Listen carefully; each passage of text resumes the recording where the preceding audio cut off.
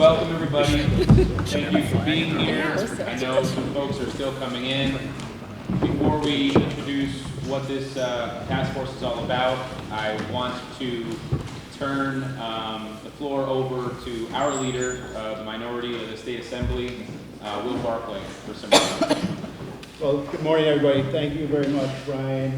It's nice to be here this morning. I know this is sort of a serious topic, but on a lighter note, I used to represent Camillus. In fact, I represented Camillus for 10 years, a long time ago now, 12 years ago. So it's nice to be back here in the town hall. But like Brian said, I want to thank you all for being here. I really want to thank Brian and Mary Beth for chairing this committee. I know you guys have been traveling around the state. Brian was just telling me that the crowd, I said this turnout's great. We've done task force before and sometimes we don't have as much interest, but to see you all here, I know this is an issue that's important to all our communities. And of course I want to thank our host, John Lamondes, who's doing a great job. Although I think I did a great job representing Camillus, I know John's doing a superior job. And so in any event, and Tony DiMartino, our DA from Oswego County, thanks Tony for coming down. Thank you. And our great Congressman Brandon Williams too, thanks for being here. And John Walsh for being here and bringing some gravitas also to this roundtable, so thank you. And again, thank you for having me. Thank you, Leader. And our host, we would not be here in this specific location if Assembly Member Lamondes did not raise his hand and say, this is an issue that's important to me, to my community. I'd like to host one of these. We're here because of him. So, John? Thank you, Brian. Thank you, Mary Beth. Thank you, Leader Barclay. And thank you to all of you. This is a critical issue. Congressman Williams, John Walsh, thank you guys for coming and helping us not only expose, but crack this to the degree that we can. And that's what today is all about. So thank you. I hope that as we conduct this, the 5th of 8 that our task force leaders are doing throughout the state, that we do as much as we can in every corner of this state. So thank you. Thank you, sir. Now our co-chair of our task force, Assembly Member Mary Beth Walsh. Well, thanks, Brian. Good morning, everybody. So, as Brian said, I'm Mary Beth Walsh. I've served in the Assembly for 8 years. I represent closer to the capital, Sarasota County, a little bit of Schenectady and Fulton County. And it's really been very interesting to go around the state because every one of these task force meetings has been unique. We bring together a lot of different stakeholders and people with information and expertise, but it's come out just a little bit differently with a little different emphasis at each place, but we are hearing a lot of common themes as well. And at the end, I want you to know that we're going to be taking everything that you're offering today and what we've heard around the state, and we'll be developing a report that will hopefully help to guide some budget recommendations and also some legislative ideas that I think are going to be helpful to kind of continue to move forward in addressing this very, very serious issue. I've learned a lot. It's been very interesting. So I want to just thank you all for participating and for taking the time this morning, and I'm looking forward to hearing what you have to say. Thank you. Thank you, Mary Beth. And now I'd like to have our congressional representative introduce himself. Great. About 10 years ago, my wife and I were invited to an event hosted by the International Justice Mission. And the founder of IJM actually had done the investigation into the Rwandan massacre and wrote a very famous book called The Locust Effect that talked about the challenge of law enforcement internationally and how that resulted in human trafficking and specifically sex trafficking. And so this organization, IJM, is world renowned, and it really started us, my wife and I both, being attuned to this issue. And she has been involved with other organizations, sort of interfaith organizations that have looked at this issue on a global scale. What you're going to hear from some of the experts, and I don't want to steal Mr. Walsh's talking points, but you're going to hear the crisis that is, that is enveloping our country as it relates to the border, as it relates to human trafficking and sex trafficking, and there's no question that that's impacting our community right here. And so the fact that you would assemble to this epidemic, both to be educated but also to educate, I'm here to listen and learn. So sorry for that long introduction, but it really builds on an issue that came to and is important to my wife and I about more than a decade ago, or about a decade ago. So thanks for hosting this, Brian and John and Mary Beth. Thank you for your leadership. Thank you, and this is now my portion to kind of explain how the task force was formed before we introduce all of you to introduce yourselves and why you're here, starting with Mr. John Walsh. But the Congressman hit it on the head. We are here to listen and to learn. We, as legislators, want to empower people like you to help us make the recommendations and to put policy in place and funding where it ought to go, and we can't do that without you. So the first thing we want to say is thank you for your time. We know how valuable it is. You're taking time away from the amazing work you're doing every single day to be here with us. So our goal and our mission is not to waste that time, to utilize the breadth of knowledge that you all bring and to really make some meaningful change when we write this report up, and then hopefully enact some changes in the months and years to come.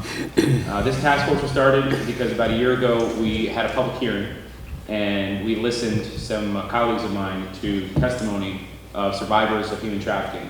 Some of these survivors who have then become unbelievable advocates, human beings that have gone through the worst you could possibly imagine, come out the other end and dedicate their lives to serving. And when they told us about the gaps in services for victims, when they told us about the gaps in terms of prosecuting some of the traffickers, that they know exactly where they are, we knew that we needed to go around the state, educate ourselves, and take action. So please understand we are not here for political fodder. We are taking this very, very seriously. And as you introduce yourselves, keep that in mind. And then we will get into 4 specific points of discussion. And I'll get into those when we're done with introductions. And the goal is to spend about 15-20 minutes on each one, have some closing remarks from the representatives, and have you back on your way.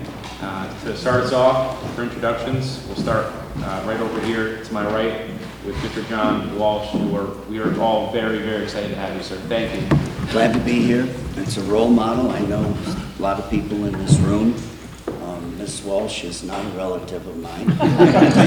She could be. Well, maybe we are. There's a billion Walshes in this area here. First thing, America's Most Wanted is coming back. I got a request from the director of the FBI and the director of the U.S. Marshals. We become a lawless nation, come out of retirement. I said, I'm old, I'm raising grandchildren. And they said, no, people will watch. So we did 6 sample shows about 3 months ago. Great ratings. We caught 7 guys. We caught a guy that I called the grandfather pedophile. 5 years ago, he came to light that he had molested his own granddaughters. They put an ankle bracelet on him, which doesn't work. You can ask every single cop in this room. He cut off his ankle bracelet. He was on the run, and he moved 12 times during that time. While he was on the FBI's 10 Most Wanted, he molested a little girl in each one of those 12 cities, and we caught him, and somebody turned him in, and it was fantastic. But so I learned from those shows that there is a huge need for America's Most Wanted, because they said to me, you're the guy that catches the uncatchable. Before I retired, we had caught 1,400 guys in 45 countries. I caught 17 guys off the FBI's 10 Most Wanted, and we recovered 61 strange abducted missing children. I'm not bragging because my premise is the public in the world is my partner. All you have to do is don't tell me your name, whether you're legal, illegal, call my hotline, go on my website, give us that tip, tell us where that scumbag is, and we'll go get it. So AMW is, the only problem is after I did those shows, we had over 400 requests by law enforcement around the country. We don't have enough cops. We don't have enough prosecutors. We don't have enough court reporters. We don't have any of that in the criminal justice system. We're desperate. We need you. We got bad guys. It was a real wake-up call. So I'm also the founder, my wife and I, of the National Center for Missing Exploited Children. A lot of you know about it because we have a big branch in Rochester. The headquarters is in Washington, D.C. We have 550 employees there. We do all kinds of, everything we do is for free. We have education, videos for your schools, everything's for free. We have information in 70 languages. But What we do have is 17 federal agencies headquartered in DC. And we have Team Adam that goes and helps local cops when they have a missing child that they've never dealt with. We do a computer aging of kids, but the main thing is we have 17 federal agencies. It's the only place like it in the United States. We have 2 marshals, 2 FBI, 2 Border Patrol, you name it, 70 postmasters, 17 of them. And what do? They come to work and take off their jackets and they work together. And all they work on is sex trafficking, exploitation of children, kidnapping of children. And that's there to help you guys, to help you if you have a missing child. I know there's some great nonprofits in this state, but we're the powerhouse. I'm bragging because we are. We're the powerhouse. And if you have a missing child, you can call the National Center, call the Rochester branch. If you're having special days in your district and you want everybody to know what's the right thing to tell your children, we'll have somebody come down from Rochester. But the center deals with recovering victims, children and the parents that were waiting for those children. So we have tons of resources. We've been very successful. We're a 5-star charity, and we're here. I wish everybody here could visit the National Center in Washington, D.C. We've had most of Congress do that. It changes your life when you go there and see what's going on at that center. But I think this should be the model for every area like this in the United States. I don't see this. When I go all over the country all the time, it may be a big conference or it may be to address the national district attorneys.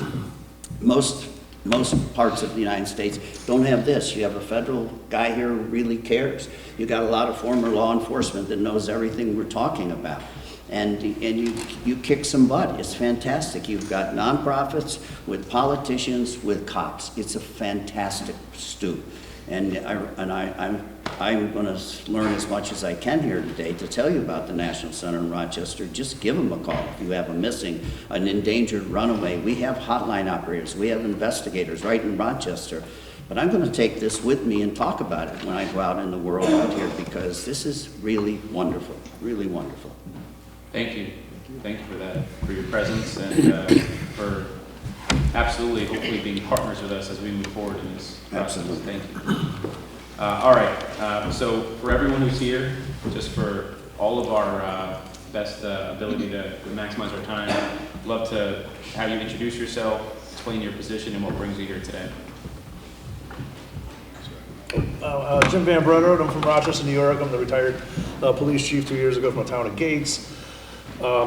Funny story, I was on John's show back in 1989, and I have a baseball hat of America's Most Wanted. On the back it says 300 captured. Okay, so we've come a long way since 300 captured. But no, that office in Rochester makes it so easy for us in law enforcement. When we get a case, we just call them. They do everything for us, the flyers, the notifications. It is one-stop shopping, and it is a huge resource for us. Well, I think my biggest concern, we did a lot of details in Rochester, in my town, because the airport was there, and I had like 7 or 8 hotels, and that's where a lot of the prostitution activities were going on, and kids were being prostituted, and we would find the girl through the online dating, and then we would find out who the pimp was. But my biggest concern, all of us here in New York, they're on the verge of legalizing prostitution, and that is going to make it so much more difficult for us to be able to find these girls that are going to be out there being pimped like that. So that's going to be a huge concern when they legalize it. It's going to fly more under the radar than it ever has. So that's all. Thank you. And the conversations are going to come next, but I will tell you, based on our activity, I was invited to a roundtable in New York City with a room full of individuals, women, that were talking about a UN report that was just presented to the UN that talks about how dangerous legalizing prostitution is, and actually talks about your point, and that is women, our women from the UN talking about how this is a bad idea. So I'd love to connect with you on that. Hello, Anthony Tony DiMartino. I'm the District Attorney at Oswego County, newly elected in January of 2024. So I can tell you that I'm here because I'm interested in the issues. Uniquely, Oswego County, we have one of the United States Border Patrols right in our backyard. My goal of coming in as a district attorney is to work with law enforcement I made it a point to meet with all law enforcement in Oswego County Sheriff's Department, Oswego City Police, Fulton City Police, every police agency, including the state police, even the DEC. Our goal is to work and collaborate with law enforcement to make our goals as prosecutors easier and to make the law enforcement easier as well. I'm here interested in human trafficking. 11 days into my administration, I was invited to introduce myself at the Human Trafficking Awareness Conference that was actually held in Oswego County. It was an interesting collaboration of law enforcement, prosecution, as well as providers. And it was eye-opening and also informative. I can tell you is in the 10 months that I've been prosecuting in the county of Oswego, I can't say that we have come upon any trafficking cases. However, that might be a good thing, it might be a bad thing. Maybe it probably is happening in Oswego County. So I'm here to open my ears, open my eyes, and listen and see what we can do to collaborate with everybody here as well. A big concern is that the reason for crime, I believe, is because the oxygen is out there to create crime, human trafficking, sexual exploitation, etc. I think a big hole, and I think some of our providers will tell you that, is that we don't have enough services in our counties. I could tell you that from experience in Oswego County, to provide for the victims who are the oxygen for the criminals in these type of activity. I think if we can concentrate on that level, we may be better off fighting the crime portion of this, enforcing it, prosecuting it. As you may or may not know, the state of New York is putting the handcuffs, if you will, on law enforcement and prosecution. We would like to see you meet this goal earlier on before it has to get to prosecution, because our hands are tied. I'm sure Cayuga County will tell you the same thing. The time constraints, the amount of information that needs to be provided for the defendants within the amount of time, 35 days, 20 days, Onondaga County as well. I didn't mean to substitute them out or anything. Those things are very, very troubling, if you will. We want to do our jobs, but we don't have enough people to do our jobs. We have overworked people, we have overburdened people, overstressed people in our district attorney's office, and they're all underpaid. So that's what we're dealing with in Oswego County, and I'm just a small county. I think Cayuga would probably agree that we're all experiencing the same issues. So thank you, and didn't mean to be overwinded. Thank you. Thank you, sir. My name is Marissa Gleason. I've been in ADA for years, and I came back to Oswego County when Tony got elected. I do a lot of our special victims cases, and I work with the CAC up in Oswego. I agree with Tony. We don't see a lot of human trafficking cases, but in Oswego especially, we do have a lot of child exploitation cases, especially technology-facilitated exploitation, and so I know those two usually go hand in hand. So yeah, I'm excited to be here and to learn more about this. Thank you. I'm Alisa Morales, and I'm personally and professionally very committed to combating human trafficking or modern-day slavery. In my over 30 years of experience working with the invisible people that walk amongst us, I've literally come across so many thousands of people. So, and I've worked in all your counties and all your areas of New York State. So professionally, I'm the executive director of La Liga, de Acción Hispana, also known as the Spanish Action League. We are not funded for working with trafficking victims. However, I am there, so we are working with trafficking victims because they are here, and language access is a really important thing I advocate for everywhere, not just for Spanish, but for every single language. So that's one of the biggest gaps that I do see in being more effective with this work and holding people accountable. I am also a new abolitionist. I've been with that campaign that started in New York State here in 2013 and continues to grow every year. And there's so many amazing people that are dedicated to this, you know, professionals, just everyday people, survivors, which is really exciting to see survivors be able to come out of the silence and transition into survivors from victimization and be able to have voice and make a difference for others. Now that it's getting colder here in New York, I'm getting myself ready for the river between Canada and New York State to freeze, because trafficking victims are driven across that frozen river and brought into our state, and they're dispatched. I've seen everything from people branded like cattle, tattooed for, you know, and or I think they call them skews. I've seen people who were victimized during 9/11. So 9/11 people impacted were actually picked up and their families looking for them. Seeing a picture, oh, I know where your brother is, come with me, and they got trafficked. So there's so many things that I've seen. I'm grateful to be at this table, to exist in this same time and space with you, to learn from you, to collaborate with you, and if anything that I can help you with, you know, I can do. I'll move mountains to make sure that people are free from slavery. So thank you. Thank you. Hi, I'm Cindy Vasile, Family and Victim Services Director at Community Action Programs, CUGA in Seneca. We are not specifically funded for human trafficking, but we do work very closely with survivors and victims, and we collaborate with law enforcement and other agencies to make sure that they're getting the supports that they need. And I do agree that we are always very short-staffed, and our staff work very hard, and they also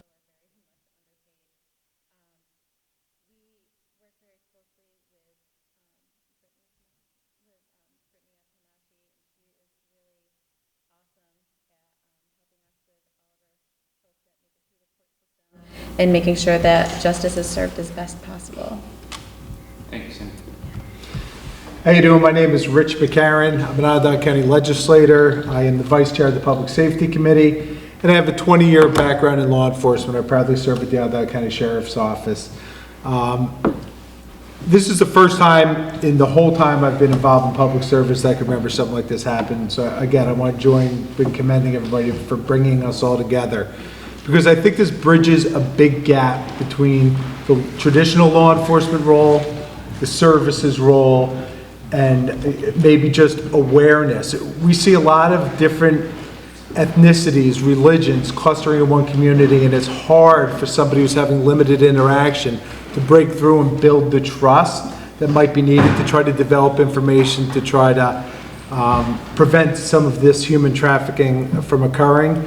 So I think that this collaboration will help build relationships and break down some of the walls that might have existed between the service agencies and traditional law enforcement. And I look forward to being a small part in moving this forward. Thank you. I'm Mike Schreier. I'm the chief here at Camillus PD. Thank you for the invite, and I'm honored that our town can host this this task force meeting. I think it certainly is not just a local problem, but a problem across New York State.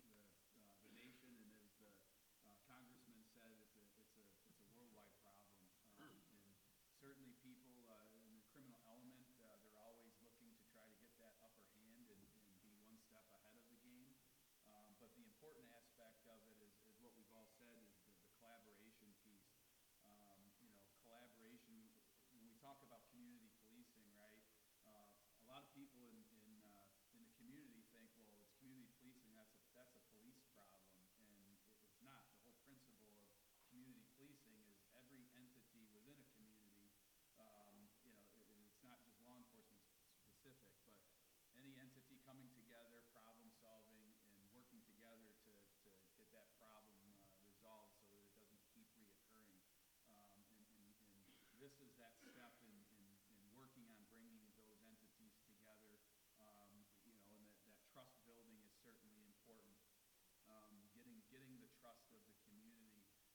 that buy-in to come to the table to identify and address a problem and then solve it.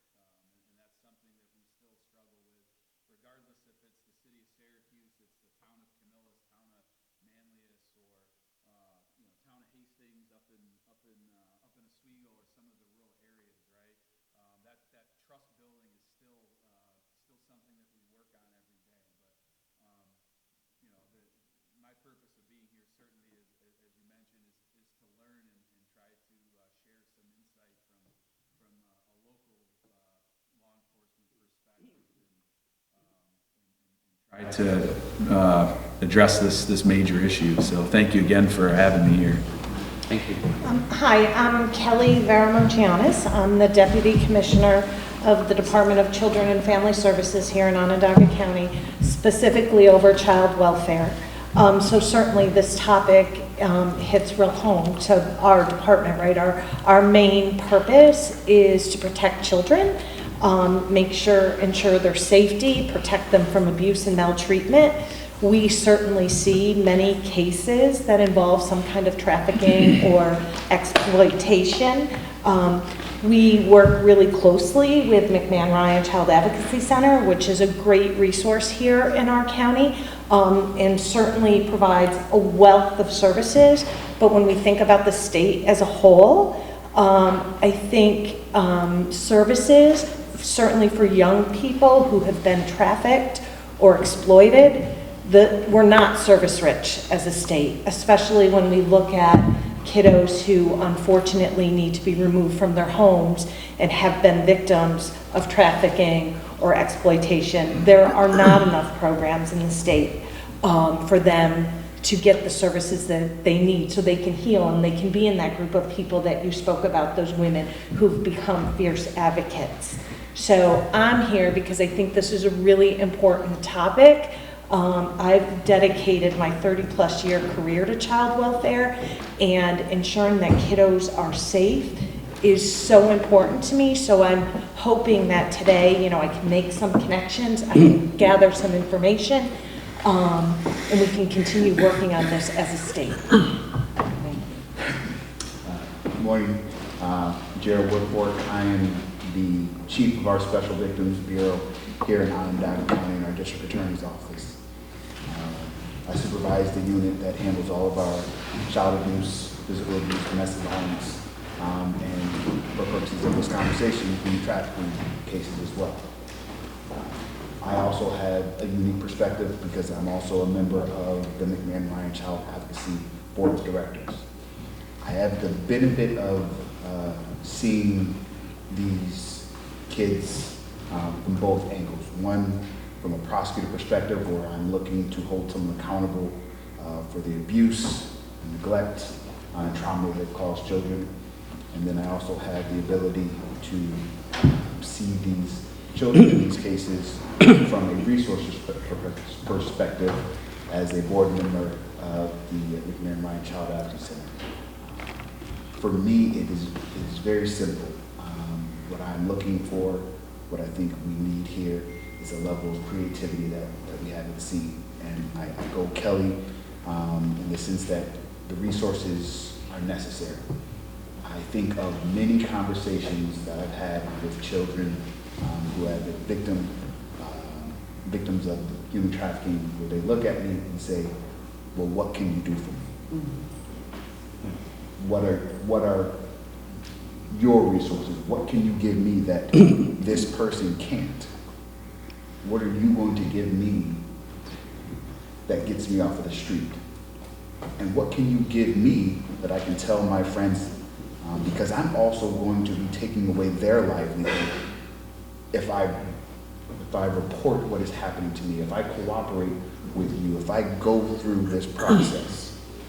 So you're not only asking me to affect my life and risk not having what I need to survive, you're asking me to take away someone else's livelihood for what?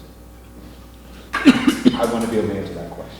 I want to be able to have a robust answer when they ask me, what can you do for me? Because I am tired of saying, well, we will figure it out. Give me a chance. I don't want to bluff anymore. I want the resources, I want the creativity to honestly, wholeheartedly say, I can help. That's why I'm here. Thank you. Hi, good morning. I'm Courtney Vetti. I'm a senior assistant district attorney in Cayuga County. I work for Brittany Antonacci, our wonderful district attorney there. I have been a prosecutor for about 11 years, and the last 9 years have been focusing on special victims cases, specifically child sex offenses. I've worked in Cayuga County, I worked for Sher in Onondaga County, and I've worked in Oswego County. So I've been all over the place with these kinds of cases. Actually, prior to doing special victims cases, I was prosecuting violent crimes, and Mr. Walsh probably doesn't remember this, but I was the prosecutor on his case when his house got broken into. I took that case to trial. Caught those guys. Repeat offender. They robbed the wrong house. They did. They got the wrong house. They didn't know, to be fair. But what I gotta say, the sad thing was both of those guys had 27 or 28 felony convictions. Yeah. They just got out, they hooked up in Attica, and they started, let's go to Skinny Atlas, because a lot of people are not there in the winter, and let's rob as many houses as we can. Yeah. Well, they robbed the wrong house because law enforcement descended upon this case and did a fantastic job. Sure did. And did a great job and prosecuted him, God bless. Yeah. God bless. But you're right, you need so many resources. Hear these DAs here, that's all I hear all the time.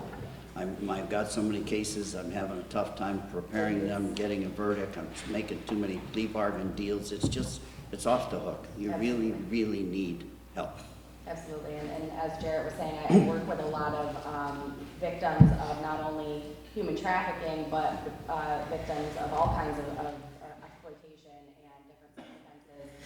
Not a lot of those victims of sex offenses who aren't victims of human trafficking are at such a high risk of becoming victims of human trafficking. And what I'm hoping to do is learn from you all and maybe be able to combat that and keep those at-risk youth from becoming victims. That's what I'm hoping to get out of this, and hopefully I can share some of my insight and expertise with you all. Thank you. Hi, my name is Courtney Harp. I really appreciate being invited to this today. I am the Safe Harbor Coordinator for Oswego County, so I have a specialized caseload of youth who have been identified victims of human trafficking, or like Courtney was referencing, very high risk of being a victim of human trafficking or commercial sexual exploitation. Mr. Martino over there, he referenced the Human Trafficking Prevention Month Conference. I actually hosted that. That was our first Human Trafficking Prevention Month Conference offered in Oswego County. The amount of feedback and collaboration and ideas that came from that was something I never would have expected. So I am actually starting our second annual Human Trafficking Prevention Month Conference. In 2025, each conference I am ensuring to have and be able to pay for, have the finances for human trafficking survivors to come speak. Next year in 2025, I have Homeland Security coming, as well as someone from the National Center for Missing and Exploited Children. And referencing that, I am the biggest fan of that program all around. The resources that are available through that really help us when we don't have the funding available to provide services to these victims. So as much as prosecution, law enforcement is so important, I think it's also really important to identify those nonprofit organizations and those workers who are working directly with these youth, because sometimes they find us more safe and comfortable to talk to, and then we can collaborate and talk to law enforcement and prosecution and help kind of collaborate, self-handle it. So thank you for having me. Thank you. Scott Hegarty, I'm the police chief of Skinny Atlas, formerly with the state police. John, I apologize if I was the chief, then it wouldn't happen. You know that. You know that. So I was formerly with the state police, and two of the positions were dealt with human trafficking. I was commanded the Northern Border Security Team, which was essentially involved all 12 counties, border counties in the state. And then as a UCI captain in Troop C, I was a co-chair of the Southern Fair Human Trafficking Task Force. So I see one of these questions here has got a lot of add to that, but it's all about collaboration, that's for sure. So it's all about that. So, Thank you. So we have a short period of time to get through 4 different topics. I'm going to name them all just so you all can kind of understand where we're going to talk about what areas. The first is going to be how can New York strengthen support for survivors and communities. So that conversation likely will be driven by our nonprofits, but we really want everyone's feedback. The second is going to be what coordination and tools do law enforcement and prosecutors need to better combat traffickers and help victims. Third is going to be what impact is the migrant crisis having on human trafficking crimes within the state. And the fourth, very similar to one, is what kinds of education and training are needed to better equip professionals and all New Yorkers to recognize someone who needs help. So as we discuss the first topic, if anything is education and training based, we'll wait on that. It'll be my job to kind of stop a little bit respectfully and just kind of keep the conversation moving. I want to respect everyone's time, and I want to emphasize one more very important point. We are not going to solve the issue of human trafficking here. So our commitment to you is that we want your feedback. We want written testimony. We want people you know that maybe aren't here, maybe survivors that you work with, individuals you work with that might be willing to stand up and talk about it. We want as much written testimony and information after this meeting.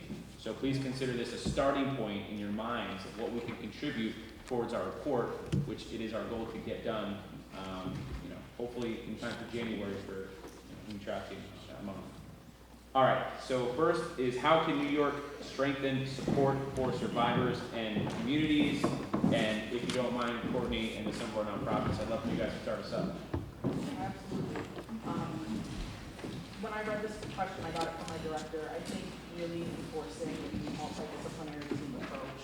So really kind of supporting that effort of making sure, that collaboration is at main piece between law enforcement, prosecution, nonprofit organizations that are working with those youth. I think that would be very helpful.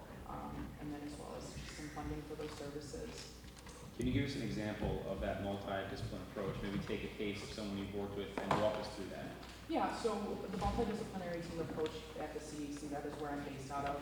Typically, we will get a case referred to us that that child has been identified at risk for a victim of human trafficking. And then typically what I do is I reach out to any and all supports that that child has in place already, whether it's school staff, counselors, so on. And then I end up getting information regarding who is the investigator on that case and where it's going. Child Protective Services as well. So really just working all together on what services are available, what each discipline can offer to that child, and what the future will look like, especially if there is prosecution. We want to be able to prepare those kids as best as possible to be able to go up on that stand and speak of their victimization. The prep time for that, unfortunately, is really kind of quick because our prosecution gets things kind of moving really fast. So we really want to have a little bit more time if possible to really kind of prep these kids to make them as comfortable as possible and making sure that they have good supports throughout prosecution. So accompanying those youth while they are telling their story again in court or taking a tour of the courtroom. Things like that are just so important to make kids feel safe enough to actually tell their story again. Talking about all that, obviously we've been around the state, so we've started to hear some recurring themes. Housing, big one, in an area like this part of the state, then transportation to and from wherever you need to go.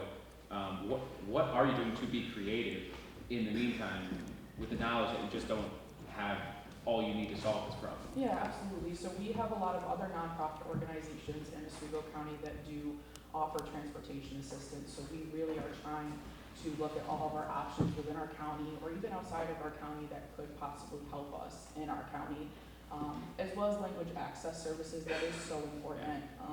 I think really a lot of my options for language access services for youth who may not primarily speak English, our options are via phone. If you get a translator, open a phone to talk to that kid, and I don't like that. I don't think it's trauma informed, it's not sensitive to that child, and half the time when a kid is trying to tell their story or ask about services over the phone, they don't typically feel as comfortable with whether you're in person one-on-one with that youth. Now, we've heard this, and obviously virtual is probably the best bet. So now you're talking about not just the translator, but someone who is trained, trauma-informed, and has access to either a device Because the amount of people that actually know some of the dialects and languages that we're talking about, especially knowing what's coming through the northern and southern border and ending up in our communities, doesn't exist. Those are humans. Some of them may work, a handful of them in the UN, and that's about it, right? So identifying the technology that exists, where you have the ability to listen and hear, but also have the trauma-informed person, right? Is that what More, we're looking yes, trauma informs that process. Absolutely. Corey, how, interesting, we don't have anyone from the school districts. I don't know how frontline school districts are on exploitation, but is there any programs in the school that kind of cite out high-risk people and contact you? I appreciate you asking that. So in 2019, Aaron's Law was enacted and passed for abuse prevention education in the schools. I actually went yesterday with a colleague to City BOCES in Mexico to provide some of those trainings. I think that is the most important things that schools can do and support at this time. The feedback we've had from some of the schools, it is such a taboo subject, so they're like, don't talk to me about this, but we'll figure it out, we'll talk about it in health class, we'll play. Right. But it's a law now. So they have to do that. So utilizing the nonprofit programs that have evidence-based curriculum. I mean, we spent thousands and thousands of dollars on our curriculum for Aaron's Law to be able to go into these schools and teach abuse prevention education, as well as commercial sexual exploitation, trafficking, sextortion, pornography, all of that stuff. So really enforcing that with the schools, that they have to really do that abuse prevention education. It's not a quick, health lesson for 40 minutes of their class period. It has to be done, and we've actually had feedback from our multidisciplinary team members, specifically an investigator from the Sheriff's Department from our county. He brought forth a case to me and educated me about it, that there was a youth in the school who was provided some kind of material about abuse prevention education, which then led into an investigation and a forensic interview. And then that led to that investigator having to talk to the rest of the family, and it actually unlocked years of sexual abuse from other family members. So just really important to enforce that Aaron's Law. There are still states that are not passing that, but New York is one of them, and I think it's just so important, because that's how we will get these disclosures. Some of these kids don't realize that the abuse that they're experiencing is abuse, or it's bad. They could be told by their offender, this is a sense of love, or there's that threat, or that coercion, or that blackmail. So it's really important to get in the schools and do that. Congressman, I know you had a comment, but just to touch on that, I think also what we're hearing from school districts, aside from the stigma of saying we don't have trafficking here, right? Mm-hmm. And there are schools that point to the fact that Aaron's Law, as altruistic as it is also an unfunded mandate. So being able to provide resources to organizations like yours and be able to fund it would be another piece of that. Excuse me. A lot of states mandate child safety protection. All of our programs, and I'd love you to go up to Rochester and see them, they're all specific to grades. So what a kid hears in the 3rd grade is not what the kid in the 5th grade. All done by Hollywood. We have our own characters. Some states, like in Puerto Rico, for example, uses all of our child safety stuff in every public school down there. Love you to go up to Rochester, see what we've got. It's all free. I've been trying to get it into New York State schools for years. It's like pulling teeth. And you guys are here in that assembly and say, I've got a resource that the rest of the world uses, and we need it in New York State. I'll make sure that you can get up there. We've trained over 700,000 cops, so I just want to say at the same time, the cops that are here who want to go up there, let's talk about that. This is Rochester branches, only 5 branches in the National Center. Got the programs, we train cops from all over the world. I'd love to see these sheriffs, go up there, or send your sex abuse investigators up to Rochester. Would be fantastic. Absolutely. We are going to hit more on that in point 4. Congressman. Because I have to leave for another event, a very dear friend of ours started a sex trafficking awareness foundation, and her mission is she goes in and trains certain groups of people to be able to spot and identify sex trafficking. That could be educators. She focuses on transportation, airline workers, airport workers, particularly the bus system, the train system, and we have all of those elements here in Syracuse. Because the police can't be everywhere.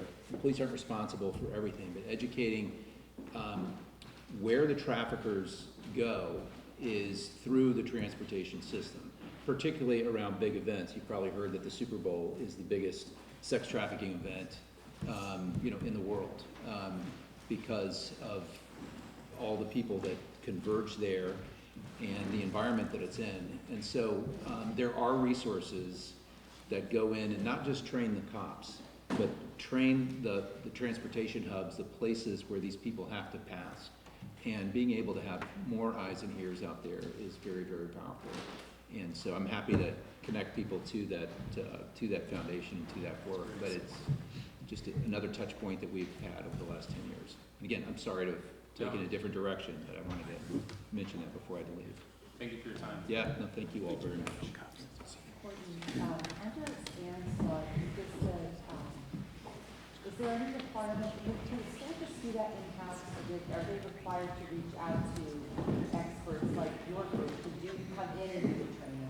Yes, so it is an option for the school to do it, but like you mentioned, it is an unfunded requirement. So a lot of these schools don't even have the funding to buy it for themselves. So, specifically for the Child Advocacy Center of Oswego County, we were able to get funding through Monique Burr Foundation, which was the curriculum that we followed through by all of the material. So it is almost in our best interest to reach out to a program that is able to have that funding and buy that material, take it off their hands. It's a neutral third party coming into schools, teaching these kids at the age level that it should be with wording. And it's really important to kind of, I guess, educate yourselves on what those nonprofits have, and if they have already a curriculum, you might as well use them. Thank you.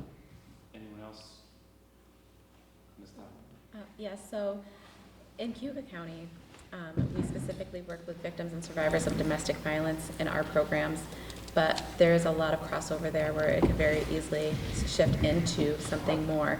There is another agency that does work with sex trafficking and sex crimes specifically, but we partner with them and we're always working really closely with them. But the biggest issue that we're finding is that schools in the rural areas are not as interested in having us come and speak there and educate there. And they're a little bit more like, no, this isn't really an issue in our area, but mostly because it's grossly underreported. So it's really finding that shoe-in to be able to get into the schools. The city of Auburn, we can get into those schools very easily. They're very welcoming of our services. But again, it's those other, like, Cuba County is huge. I mean, it's New York State. So it's really difficult for us to reach all of those surrounding towns and cities when they're just very hush-hush and they're like, oh, there's a process to go through and trying to get in. And that's where I think it is the biggest part right there, is trying to get to those people first. Okay. The center, back to what she's talking about, we had 3 cases we were working on where kids committed suicide. They were on TikTok, which 17 countries have banned TikTok.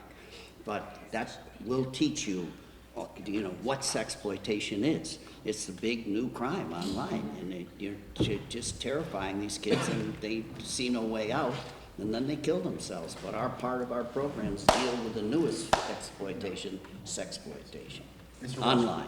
We had a mother about like 2 months ago, and she was speaking and talked about her 14-year-old son, and there was a foreign technology that was used, foreign individual exploiting, got them to pretend they were a kid, took a photo of himself, then blackmailed them to give us $10,000 or we'll put this all over the internet. She drove him to soccer practice and never saw him again anymore. So. Yep. In New York, right here. And I did a case on those America's Most Wanted, those sample cases I did of Snapchat allows a 1-minute drug dealer to buy time on Snapchat. And this girl was going to college. She was accepted to an Ivy League school, but she read where if you take Adderall, it helps you stay up overnight. She saw an advertisement for Adderall on that Snapchat, the drug of the day. What do you want, fentanyl, do you want Darvin, Valium, whatever you want. She had it FedEx to her house, opened it up, and 2 hours later she was dead. So I profiled that guy. He was in San Diego. During that week that I was saddling up to try to catch this guy. 12 other families contacted our hotline and said their children bought drugs from a drug dealer on Snapchat, and they all died. It's just, the politicians have got to wake up to what's happening on these social media sites. We see it all the time. They get away with murder, literally. Yeah. The tech companies, you're starting to see some of that stuff. New York State, it got bipartisan support, some legislation that's looking to create some deterrence and some accountability. And then you're starting to see now, I don't know if you've seen this, but Instagram has already begun to introduce software that will not allow children at a certain age to have certain access to certain profiles and or create them. But they're not doing anything for those that encourage this moving forward.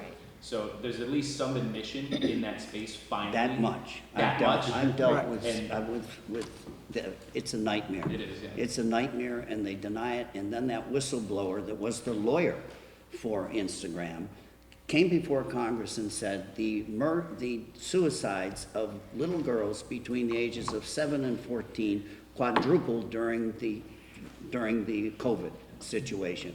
And they took that to Jeff Zuckerberg, and he didn't do anything at Instagram. This is in reaction to that criticism by all of us about Instagram doing nothing about that bumping suicides of little girls. You know what the problem is? They don't just have money. They have not oligarch money. They have Ming Dynasty money. They have more money than anybody on this planet, and they can fight you tooth and nail. I mean, Snapchat called up our center. We have 3 lawyers there and said, try it. Try fighting us. We've got 17 lawyers here. We'll fight you all the way to the Supreme Court. Well, it's over kids committing suicide. I don't get it. But it's up to the politicians to get tough. 17 countries have banned TikTok.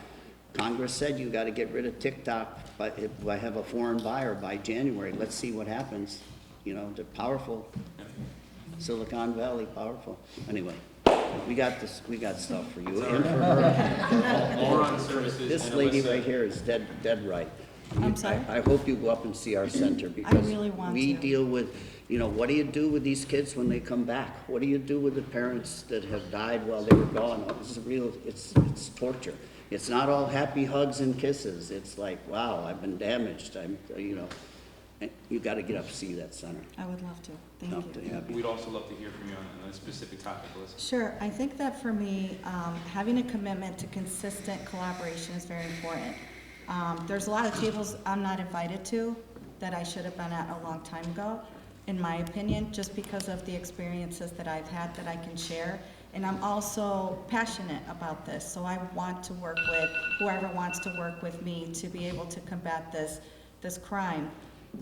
So the consistency needs to be there. I get a strong impression at this table that this isn't a one and done. It's not just we're here, we have a little bit of press, and then that's it. And I appreciate that we have some press coverage and that this is being recorded, because these conversations need to be repeated in different places, because these are planting seeds. It may not have the impact today, but you never know down the line who will hear some of these words will be like either recognize, oh my goodness, I think I'm a trafficking victim. Not that this is how I grew up in my family, because generational human trafficking exists as well. We just don't really talk about it. Just like generational poverty and different things. Kids are our best ambassadors. We need to get to kids as soon as possible, because they are very impactful. They get excited about something they learn, they go back home and they tell their families about it, and you never know who they're talking to again, who might be impacted on that, or even amongst their other friends. Children are born into slavery every day, including right here in Onondaga County and throughout New York State. And so I gave a presentation at a church, a Puerto Rican church, recently, and a 6-year-old recognized some of the things I was talking about. He happened to be with the kids. He was a little antsy, couldn't sit still, wanted to come with his grandmother. And that was an example of generational human trafficking. They go to church, they shop, the kids go to school. You just don't notice the invisible people because they don't have the chains. But this was something that for 6 generations, trafficking is how they were all brought into this world. And they were all, even that 6-year-old, actively in the sex trade. So they were able to get out of that situation. That's not always the case, but again, we plant seeds because you never know down the line where it is that something may sprout, and you may save a life because you've done that. So thank you all for your voice.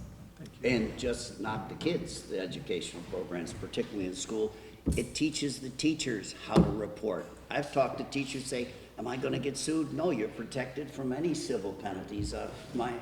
What if I didn't report? What's gonna happen to me? How soon do I have to report? Part of our programs are to teach the kids, but also to tell the teachers, come on, you're the first line here. If you see neglect or abuse, you can report, nothing will happen. Even if they don't arrest somebody, you're not gonna be held liable for anything. You're protected in New York State. And also on point 4, we're gonna get to that, local law enforcement, local. Because a lot of the time, you're the individuals, less the state police or the sheriff's office that's, at least in most parts of the state, that's doing those first traffic stops. We're gonna move on because that alarm wasn't an accidental one, that was to keep us on track. Okay, so next is what coordination and tools do law enforcement and prosecutors need to better combat traffickers and help victims? When we go around the state, we hear a lot about bail reform. We hear a lot about the impacts of raise the age.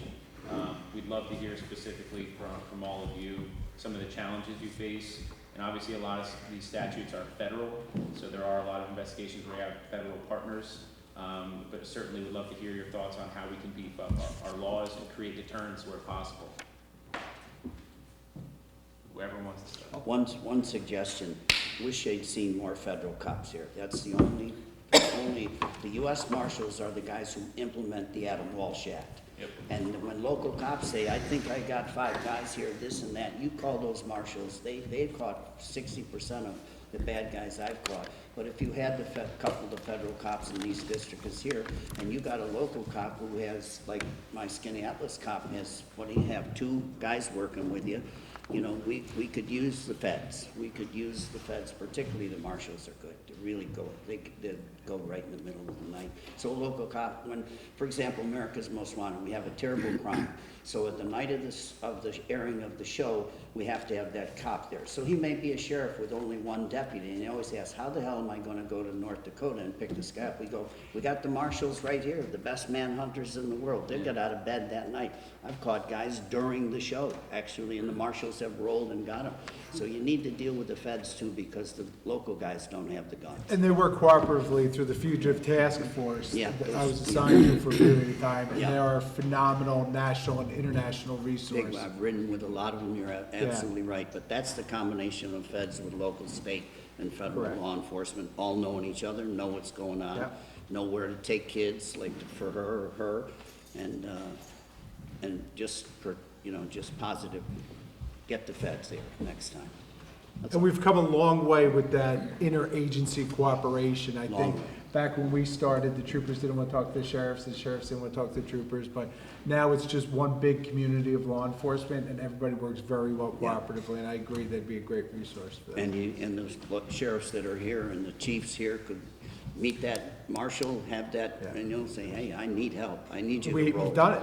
Yeah, and I've ridden with those fugitive task force stuff, you know. I got stabbed on one of those. No, he's, Local guy wouldn't let that happen. Pardon? I guess Assemblyman, Yes. when we're talking about our local problem here, I think it has less to do with the laws that we have and more to do with our ability to enforce it. Yeah.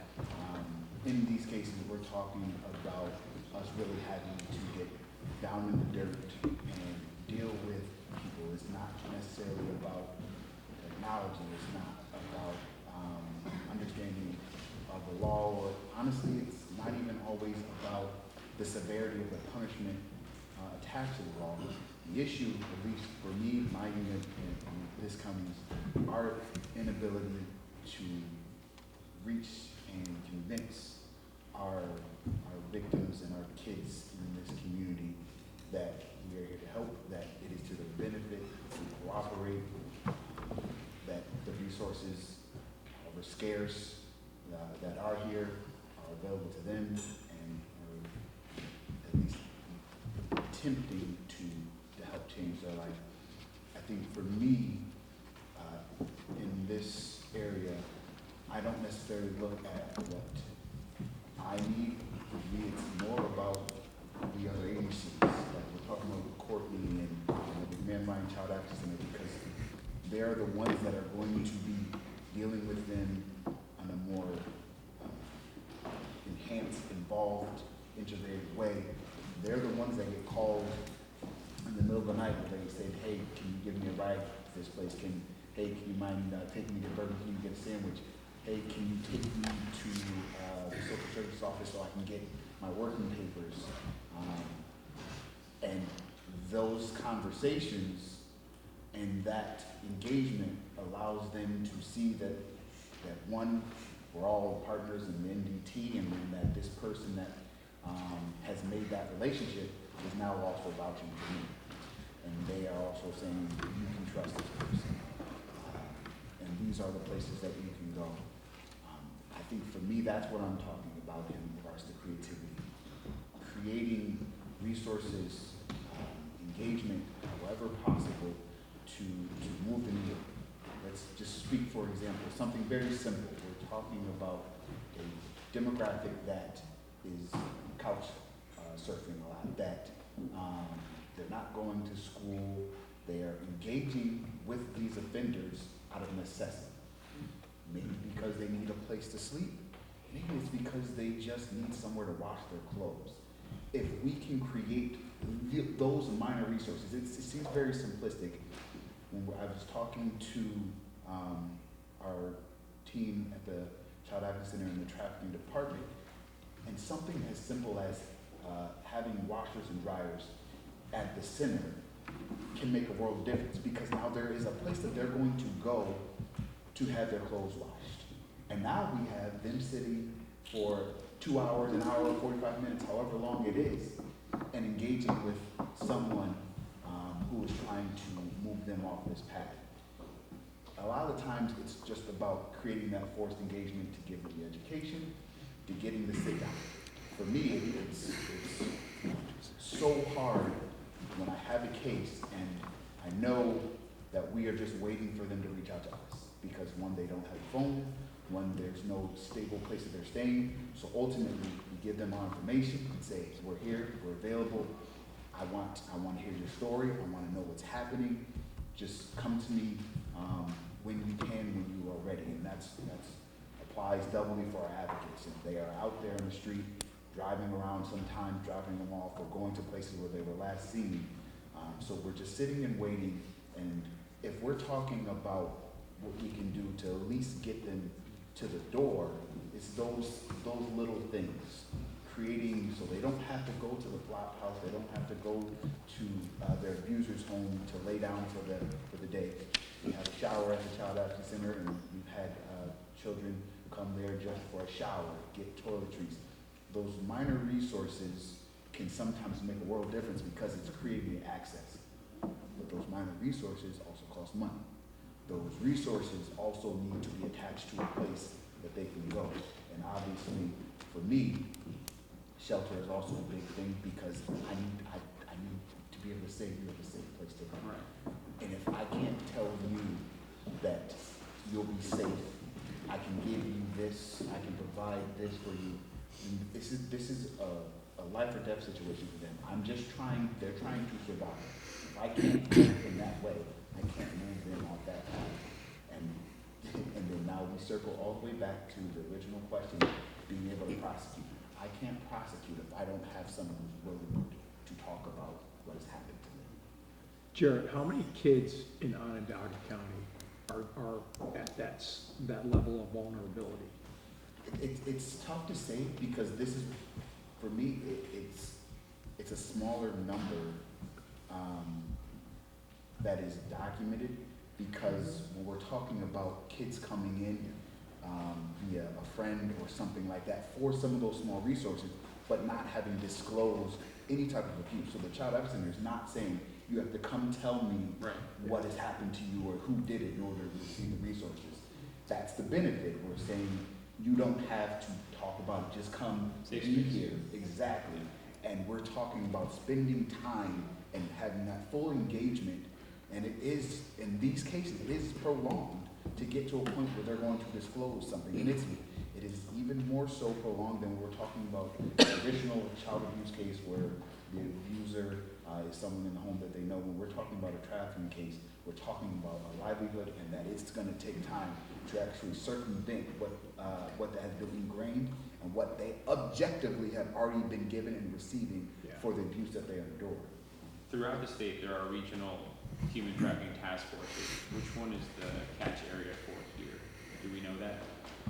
Because one thing we've seen throughout the state is when you talk about creativity, we're kind of almost accidentally forming a massive network that's statewide of people who are doing different things. Like all over the state, housing's number one. But that may mean they might be doing things in a creative way that you could benefit from knowing that can help some of that level of service for the kids. So I think regardless after this, we just connect you with some of the people we've talked to that have much higher volume that can talk to you about some of the things you're doing.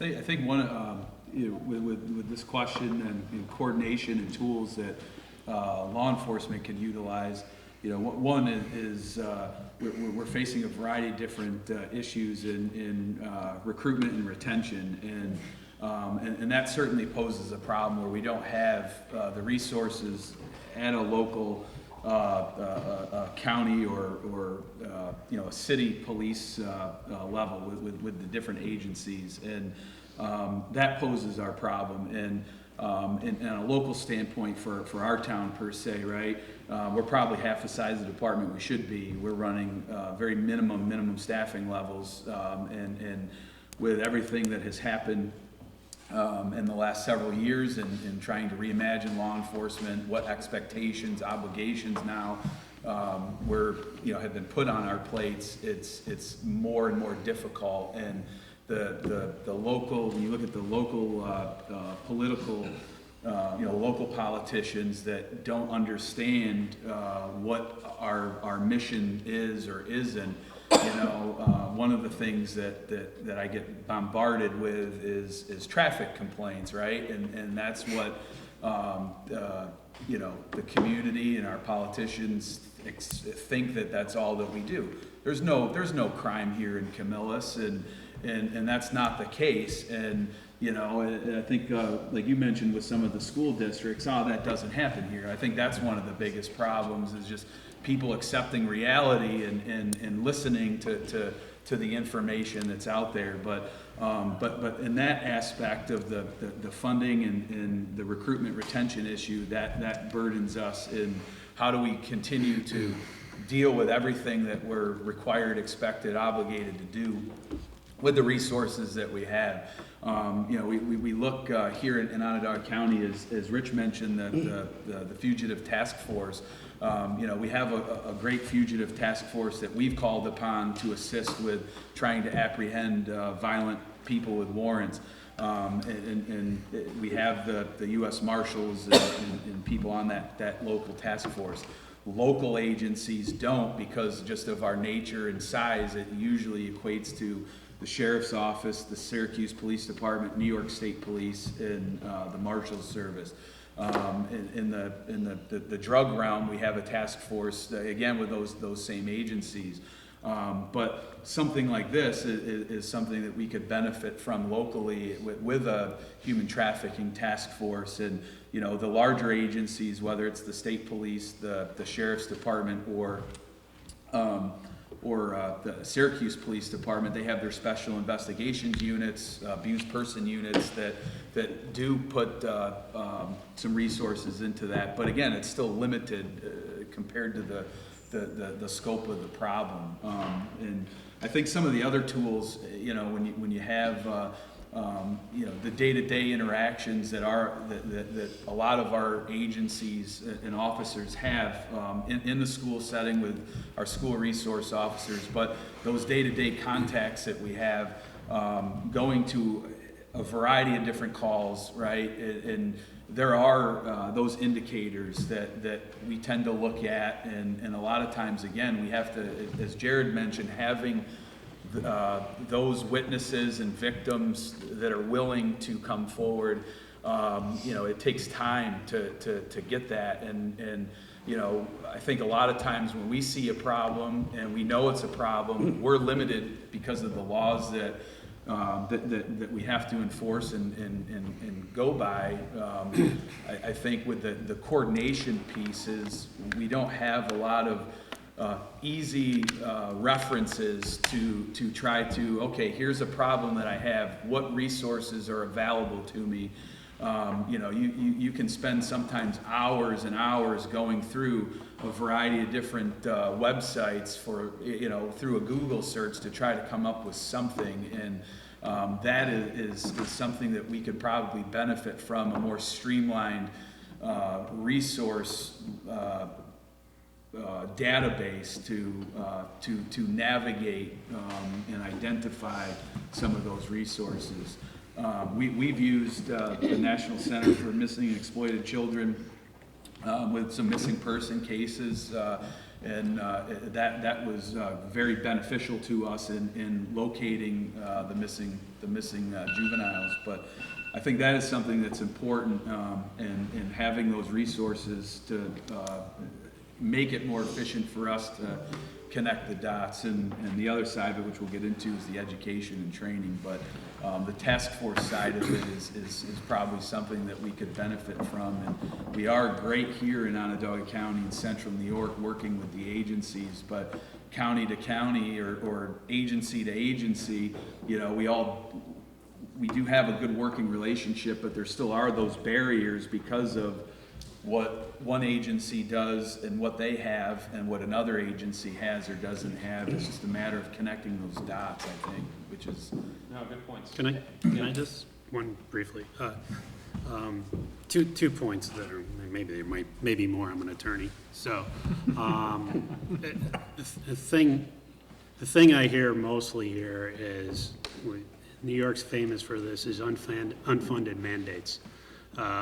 Everybody needs money. They're not funded for this. They're not funded for that. I hear Cindy talk about, well, we're funded for this subject matter, but we're not funded for that subject matter. So can we talk to them about this problem, but I can't talk to you about your other problem?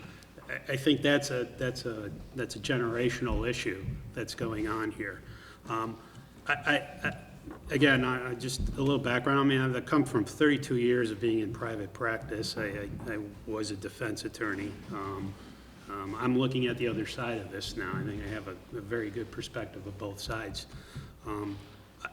To get creative, like Jarrett talked about, I've talked to a lot of law enforcement, and I start to appreciate what law enforcement does a lot more now, and ongoing at this point. They've been very creative, even in my county. The creativeness of some of these young sheriff deputies and investigators is to the point where they're getting in tune with technology. John talked about that. They talk to me about getting online and turning the tables on predators and acting as if they're children, and then thinking that they're going to meet up with a child in the back parking lot at Walmart in Oswego County, and lo and behold, you are met by a sheriff's deputy and an investigator to be arrested. That's creativity in my view. That's the creativity that we're looking for here. What we don't want to come out of this is a bunch of, we're going to come up with all these nice, tough statutes that we're going to prosecute these predators, and you're going to unfund them for us, and then you're going to throw it into the lap of the local Oswego County District Attorney, Cayuga County District Attorney, Onondaga County District Attorney's lap. I believe what John is saying, that we need the home run here. The home run is we need the feds, the federal government.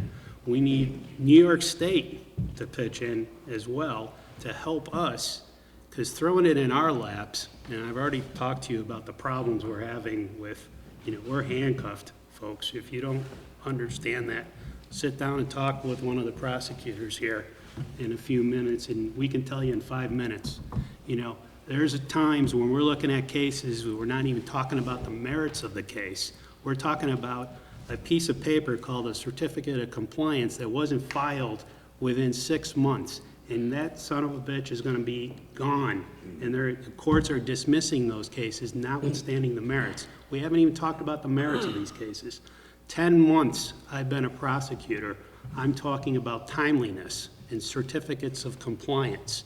Even though the merits of the case are there, we can prosecute these people, but judges are dropping these cases like pancakes, hot potatoes. So, and maybe I'm getting a little emotional about that. I actually would like to follow up with you on that, because that's alarming. That's alarming, and we should know that should be included in our report, because that's embarrassing for the state of New York. So It should go back to the politicians that are here. Okay, he needs help. Everybody here needs help. We need your help. Bail reform, the dumbest thing New York State ever did. Defunding police. He can't get enough cops. Chicago calls me up. How do I get federal cops? We call the White House every day. I'm a Democrat, but you know, and then I say, call up Biden. I said, he's on the beach. You can't get a hold of him. But I'm saying, okay, bail reform. Defunding the police, the dumbest thing that possibly anybody could do. Chicago had a police fair. 2,000 guys came, 80% of them were morbidly overweight. The other ones couldn't read or write, so I asked the commissioner, police commissioner, she said, we only hired 5 guys. Nobody wants to be a cop anymore. In bail reform, I was shooting down in lower Manhattan when de Blasio came up with the bail reform. So that night, I'm shooting, and I used bodyguards, NYPD guys off duty. They said there's a terrible murder down at the tip of Manhattan down there, 87-year-old woman. The guy they had in custody from Honduras had beaten his father so badly that they put the father into care in the hospital, you know, in bad shape. ICE came to the hospital, they had 5 warrants out for this guy. De Blasio said, no, we're a sanctuary city, let him go, don't give him to the feds. He went down to lower Manhattan, raped an 87-year-old woman, jumped up and down on her chest and broke every rib in her body, and that was the first day of bail reform. Sanctuary city, bullshit. I mean, it's up to you guys. We're all here wanting to do the work. But you don't provide us with the ability. He's saying his hands are tied. They're saying it can only go so far. He's saying we need more cops. It's up to you guys to get off your ass in Albany and start kicking some butt there. None of these things work. John, I think the problem here is the forum we have here are all against bail reform, all against raise the age. I mean, I don't want to speak for you, but you're right. As a whole, state government is broken. We appreciate the minority's efforts to correct that. It's just frustrating for you. It's frustrating for us. Yeah, I get it. But you got to keep talking about it. You got to keep busting balls when you can get in front of the media. It's not just the cops whining and complaining, it's you guys are complaining. So here's an example. I will say, though, I appreciate these comments, and we have had success in doing it. I mean, the original bail law, we've had, because of our advocacy, have pulled back. It's not as egregious as it was when it was first passed. We're not going to be able to go there tomorrow and say, no, we'll just take this as an example. However, we can chip away at the edges, and that's what we do. And we do it by using the bully pulpit as a... And you're doing it by being here. But your colleagues should hear it until they're ready to puke. Because there's lots of murders attributed to bail reform. Well, like we just said, we need to be armed with those talking points and that information. So we want specifics. We want to know. And then we want to be able to say, okay, it's happening here, and then reach out to all of our other districts to quantify it statewide. Because it's not just happening in areas that are represented by Republicans, it's happening all over the place. All over the place. And to give those stats, to say in my county, 10 guys were cut loose, 10 guilty guys were let loose because your bail reform sucks. Yeah, we need to be more organized in our advocacy so that we can move the needle more. Because the leader does a great job and the whole staff, the whole team, but we need more information. If I can, I know that your alarm went off, but it's this is important. It's a free-flowing discussion. So just as an example, because you said you want specifics, you want more details. When I was a prosecutor in Oswego County, I had a child sex offense case that I was prosecuting that is still going on, that a new prosecutor has taken over. I have to go on Tuesday to court to testify in Oswego County about my prosecution of the case and regarding discovery. Because there were a couple pages of notes that were not turned over, and the case might get dismissed because of it. Yeah, We've been hearing discovery. and into that point, the discovery was actually disclosed in a police report. Yes. Except that you didn't have the written notes, but verbatim disclosed in a police report. Literally form over substance. So- The substance was given over. It's Right. a matter of, it was handwritten and typed, and we turned over the typed version. So where's the prejudice? There's the issue. And where's the prejudice? And why should somebody get off on a case for a technicality such as that when they are not prejudiced in any, and I'm not going to litigate that case right now, but, because we're on TV, sorry. So send us that case, and send us as much information. When it comes to discovery, we're also seeing that victims aren't willing to come forward because there's certain aspects that cannot be scrapped from the public record. So they're saying, well, you can't protect me, so why am I going to come forward? That So we was the understand second- yes. that's an issue as well. That was the second point I wanted to make quickly, is my experience as a prosecutor. You know, I agree with everything that everybody else was saying, but once we do get a case and we do have a victim who's willing to cooperate, the problem that we then face is the potential for re-victimization. For sure, yeah. And I, so many times over and over again, victims are like, I don't want to do this anymore. I've had to tell my story many times. I have had to, you know, be taken out of school. I've had to be taken out of, you know, hanging out with my friends because I got to come to court. I have to testify in front of the grand juries, a bunch of people I don't know, and then should the case go to trial, I have to testify in front of that person. Oh, and by the way, when I do testify in front of the grand jury, you have to give over my entire statement to the defense, to the defendant immediately, and so they're gonna know every single thing that I said, and where's my protection, and And why there's did I do no that? possible way, from what I've seen from our conversations with law enforcement prosecutors, that you can redact enough information for that person not to know exactly who that is. Never, you can't. You would have, you couldn't do it anyway. It's almost pointless. It's pointless. You know what the allegations are. Plus, we don't have time. You know? In recognition of everything you guys have said, please keep in mind the advocacy for restoration of accountability has been something that we have all been extremely loud about, but we need your help too. We need all of your help. Okay, you can find our statements on this in spades, but there's another side of our legislature that ignores this and pretends that accountability isn't an important factor in maintaining a civil society. And go ahead, sir. And so, please keep in mind, we need your help. And I think together we can do this, because anybody that says, and this infuriates me, because we're all parents, we're all somebody, all of us are somebody's children too. We're all brothers and sisters, mothers and fathers, and yet part of our elected legislative body thinks that accountability is bad. If you don't have accountability, you don't have anything. And so I just want to make sure, especially for the folks that are going to see this on TV, that they understand that this has been ongoing and we have been pushing this, but we're not done yet. Our work is not done, and we need your help. And when they come up, when they're doing interviews or talking to anybody, it's just what you said and what you said. If you had 10 cases, you can say, I had to drop 10 cases because I don't have the soldiers to fight this fight in court. And when you're specific about that, not just, I need more money, I need more ADAs, I need a da-da-da-da-da, to be specific of what is your problem. Agreed. And I know the chief had something a little while ago I want to say. I just bring up, just my experience with the task force, so with the human trafficking task force of the Southern Tier. So there, it's been a little over 4 years now that I've been out of it, but there was no coordinated effort, right? I do there's one in Western New York. There was a small one up in the North Country also that we kind of communicated with.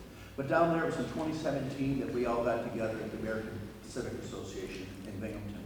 And great, diverse group of advocates, law enforcement, all levels, local, state, federal, non-government organizations, victims assistance groups and all that. So the biggest thing we first started was all about collaboration. That's the whole thing. That's the key, and that's what's great.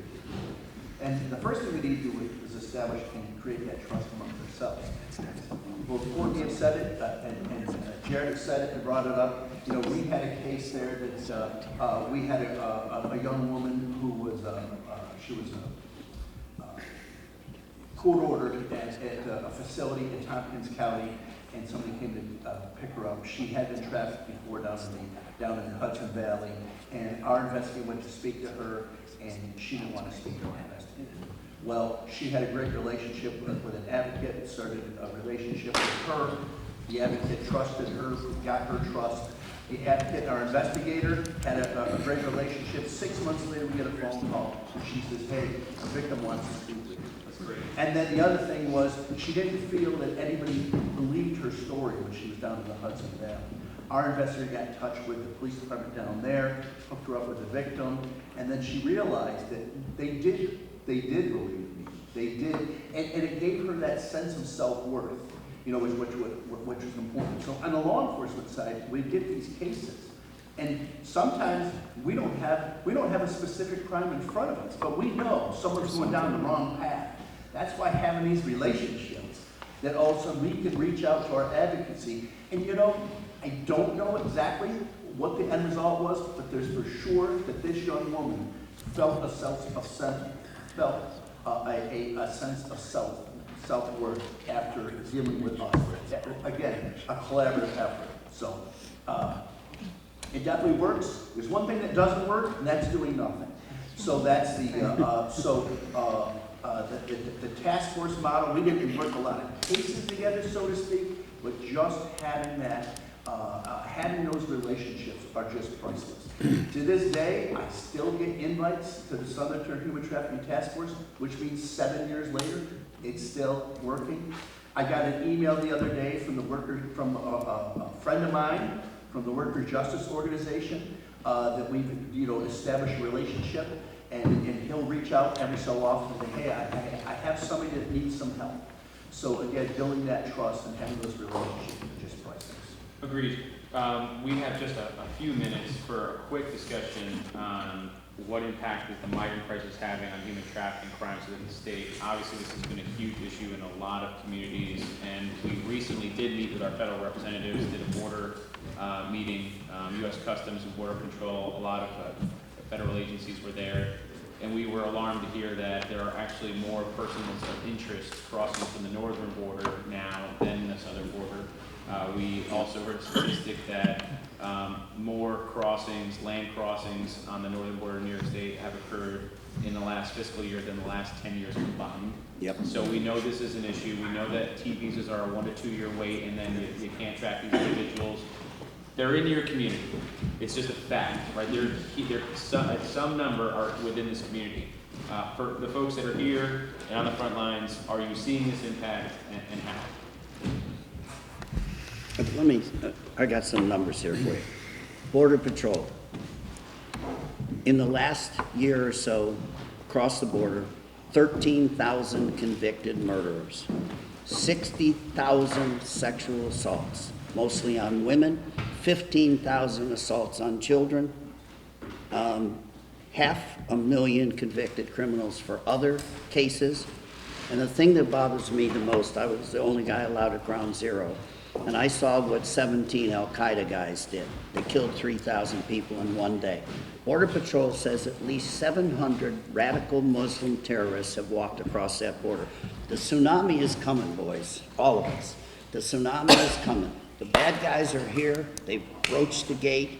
They're here, and you're all going to suffer from that. It's going to take 6 months. Look at the Venezuelan gang. That gang, I used to hunt down Sinaloa cartel. Their two main things are fentanyl and kids. They're the big cartel in the Texas borders town over there. But and they all say the same thing. If we can get a little girl across the border and give her to a gang, we can get money from her for 8 to 10 guys seeing her a day. Drugs we only sell one time, so they're big. And the sidebar is we lost 107,000 Americans died from fentanyl overdoses. The Sinaloa cartel alone makes about $10 million a month. China makes about $2 billion.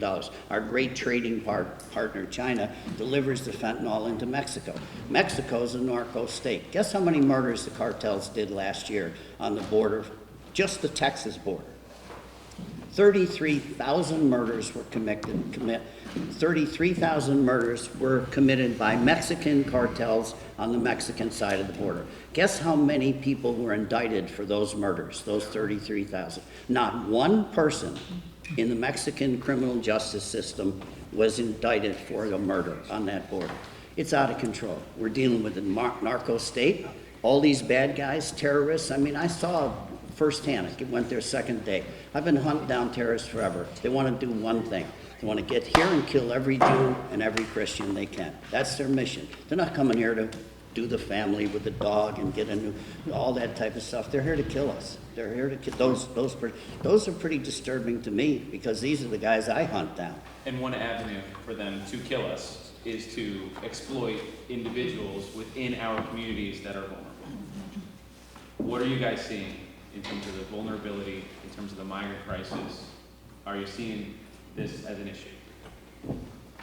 Not yet, that I'm aware of, as far as arresting or having interactions with migrants in our town. I can't speak for other locations which probably have. Okay. They're coming here. Well, they're We may not know they're there. Right. That's our first problem. All right. But open line of communication going forward. I would like to get to education and training, but when it comes to the migrant crisis, we know it's a serious threat and an issue. And we also know there are victims that are innocent, trying to get a better life, that are here being exploited. But they're not being vetted. That's the big thing. That yesterday Border Patrol said they've been keeping numbers for the last 8 months or so. That the Border Patrol is so overwhelmed. They're not vetting people. They're letting them go on a parole thing, come and see us in 4 years from now, or 2 years from now. They're not vetting them properly, correct. So you have no concept. We had Mayorkas at a hearing. God bless the Republicans in the House. So they brought Mayorkas, the biggest phony, horrible jerk in the planet. If I ever see him, I'm gonna knock him out. But anyway, we asked him at that hearing, how many unaccompanied minors have been brought across the border since last November? Just sat there and said, we don't know. We don't have the resources. So we asked him this, these are the questions I developed. Did you swab those kids? They're from 7 to 17. Did you DNA swab them? So when that gang in Mexico gets them across the border, and that gang has this little girl and she overdoses, where are you gonna ship that body? You don't know. You could have simply said, where are you from? Guadalajara, Mexico. You're from El Salvador. What's your name? Let me give you the swab. Okay, you're Julio Morales, and you're from Guadalajara, and you're 15 years old. Da-da-da-da-da-da. He didn't do any of that on any of these border, it drives the border guards crazy. They're saying they're delivering kids. Sinaloa cartel tells the mother in Mexico, for example, $3,000, I'll get your daughter so she's going to be working as an illegal maid in San Diego or the Ritz-Carlton in LA. You can send money home. That Sinaloa cartel takes the money, brings them to the border, pushes them across, they get right over there. Guess who gets them? MS-13, the Venezuela gang. Those kids never see any. We have mothers call us up at the National Center and say, I need help because 6 months ago, I paid the Sinaloa cartel for my daughter and her cousin, and those two girls with 2 bricks of batteries and 2 extra phones, and we haven't heard from them at all. I don't want to, our people don't want to say, you're never going to hear from them. You're never going to see them. They're moving. The sex traffickers are so good now. They got encrypted phones. You're talking about the Super Bowl. The pimps move in 2 days. They're here. They advertise online for 2 days. And they're gone. They're gone to the next big event whatsoever. And the local cops don't have time to build a case. And the sex crimes units are so small in little places, they don't have time. And the guy's gone. And if he even gets arrested, the pimp, he just posts bond and he's gone. Same with the cartel. We caught a guy in Little Vero Beach that drove. He didn't want to deal with the Mexican cartel and the gangs in the United States. So he went and bought a whole bunch of fentanyl and drove in 3 days to Little Vero Beach. So we caught him, got a great sheriff down there, did a sting, him and 5 other guys. He said to me, I know who you are, Mr. Walsh, son of a bitch. I'll be out of here in 2 days. The cartel will pay for me. He was gone in 2 days. They posted $500,000 bond. The laws need to be enforced. All these laws are a joke. They're just like you said. If they're not enforced, it's a real joke. But we just sat there and listened to Mayorkas pretend like he didn't hear one of the questions. And it was about kids. You gotta have some kind of answers. But every good Border Patrol guy I know is retired. They just can't take it. They're just gone. Well, as much as that is all true, we gotta put our 2 feet together, walk forward, and get as much done as humanly possible. So we will. This is a good example of this. I give you a lot of working. credit. This could be a model for the rest of the state. It could be a model for other states. If you just bring a few federal guys in here to enforce the Adam Walsh Sex Offender Act, this is the way it should be. Politicians talking to cops, talking to nonprofits. This is really something you should be very proud of yourself. You're not finished with this, we're gonna be following up with you like crazy with resources for the nonprofits and a lot of other issues, and I'll get you sidebar on that. We just wanted to end this discussion with the group on education and training. We touched on a little bit in school, and punted until the end. So any specific thoughts on that? Obviously, we talked about some of the unfunded mandates, but when it comes to PSAs and opportunities and being creative, any last suggestions on education and training? We'll have the law enforcement perspective too, we have DCGS. It'd be nice if DCGS could create a training program. We could all use online, which is easy for us to do. Going to trainings are difficult, but these online trainings, our officer could sit 30 minutes, 60 minutes, great, wonderful. We can do a better job of educating. We have to make sure that the line officers, the people that are most likely going to come across traffic, whether it's a complaint or it's going to be, it could be a domestic, whatever, it could be a runaway investigation. We need to educate them. We need to do a better job of that. It's for them to recognize. And then that's all part of this, a training should be. And also, they need to know that, there's other avenues, our advocates. And that, don't just take it to the next level. And let's make sure that we have a referral program. So Chief, according to DCGS, we inquired about this, and this has come up as well. They do have a training program. I'd be curious to see it myself and send it to you and get your feedback. We did ask that. Someone else brought the same point you did, and we got an answer from DCGS, and they said they absolutely have training and video. So, one, I want to see what it looks like. But two, can we improve upon it? Is it the right thing? Sure. And they don't know that, obviously. Right. Obviously, I think they may have put out training sessions in other parts of the state. That's one of the things. They do great in-person trainings. Yeah. You're saying virtual, and that's the question we asked, and they said they have it, they have the ability, so we want to call them out on that. We want to know why you're not letting people know about it. We'll get back to them. I've seen from a training standpoint where DCJS rolls out training the east side of the state or the west, and they haven't done a good job recently here in central New York. And I can speak for the central. We have done more collaboration with getting DCJS up here because we have some good facilities for training. Onondaga County, Central New York used to be that hub where we did that, and however it got away, but we've identified that we'll host any training you want to do up here. It's centrally located. But I have seen some training announcements for stuff specific to human trafficking, but it was usually Long Island, downstate area, or west, Buffalo area. But Chief, you're right. Small city cops all say the same thing.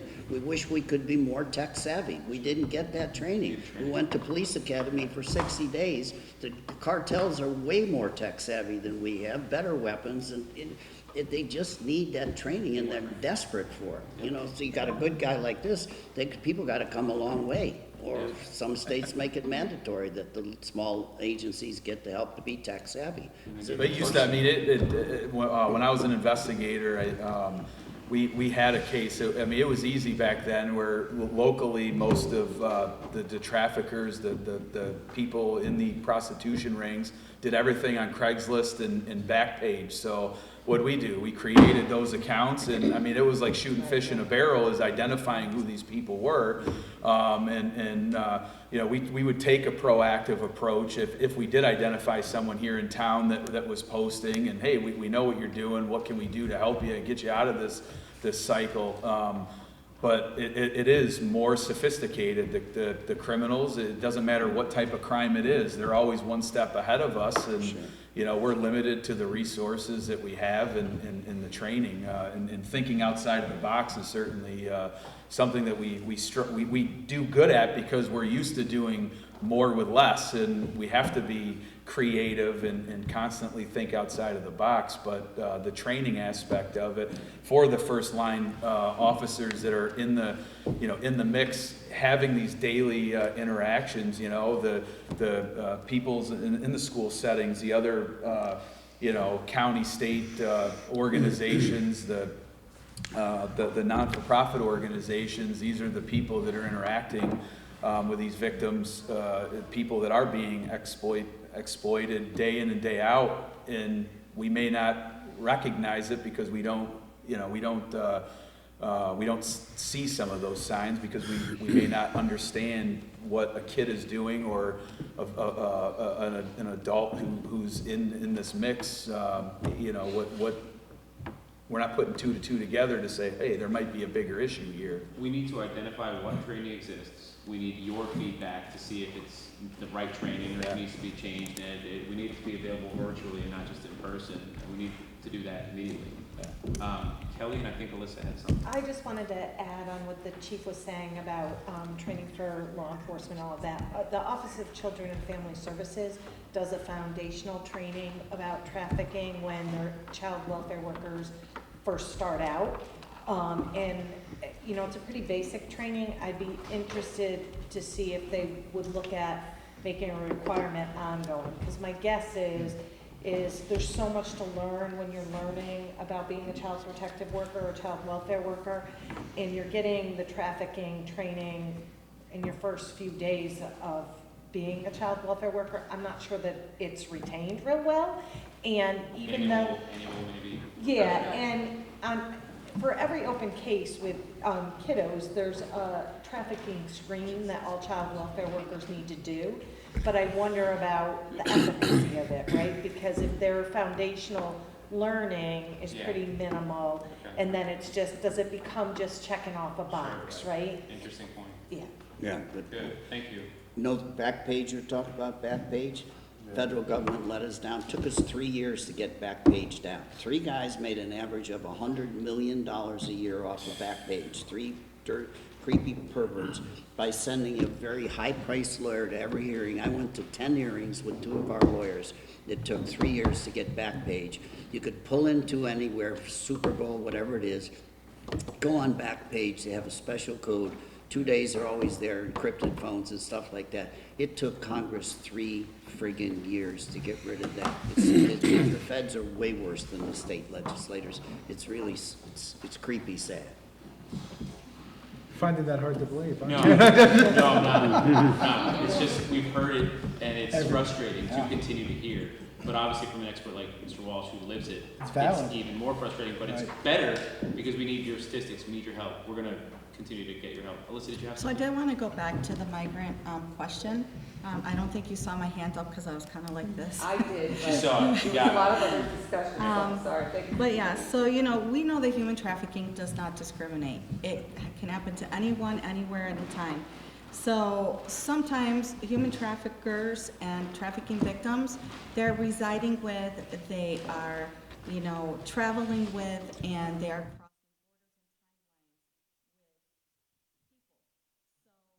when we were talking about what's coming and what's here, I'm going to tell you it's been here. This is maybe a hot topic right now. There's a lot of misinformation out there about it, which is a whole other topic. But what I want to say is that we can't turn a blind eye. We're preaching to the choir because we are very much aware of what's going on, and we are learning from each other, and by partnering we are stronger, but we need more voices. It's that collective voice that really packs a punch, right, and gets that message out there. So the educational piece is really big. When I started working with migrants who were domestic violence